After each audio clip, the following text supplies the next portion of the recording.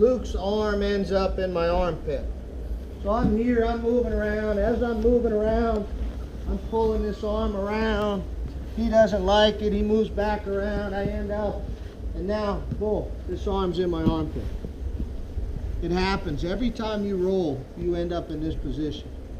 So I'm going to take his hand in his armpit, and I'm going to go underneath, and I'm going to grab his collar. No secret, no magic, just grab the collar.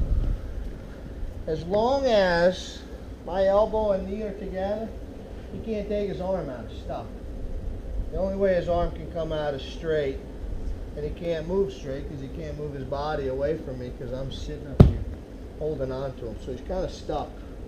He can go underneath if I move my knee. But if I keep my knee and elbow together, he can't take his arm out. Now he's stuck.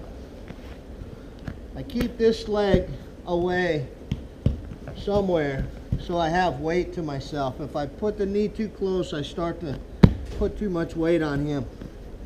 So this knee has to be in close. This leg is kind of away doing something to keep my butt away, so I'm heavy over here. And now I'm looking for the other collar. Luke's not defending the other collar, so I grab the collar and I'm going to punch myself in the ribs here, and then I'm going to work the choke. I have no control over Luke and what's happening to his head. I only have control of my actions and trying to be clean with my choke. I'm not trying to grab his collar and smash his face and grind his nose. I bring it in nice and tight. If Luke looks that way, choke. If he looks up at the ceiling, it goes right across his windpipe. If he looks towards me, his head starts to turn. Tuck your chin. His head starts to turn around because I'm lifting his shoulder, and it puts pressure on his neck. He'll tap from any one of those. He taps and goes, oh man, that was right on my throat. It's like, well, turn your head. Oh, you're turning my neck. Lift your chin. Okay? So I did what I'm responsible for, which is keep everything nice and close. I'm not grinding your face. I'm not putting my forearm in your mouth and trying to knock your teeth out. I got everything nice and clean as can be.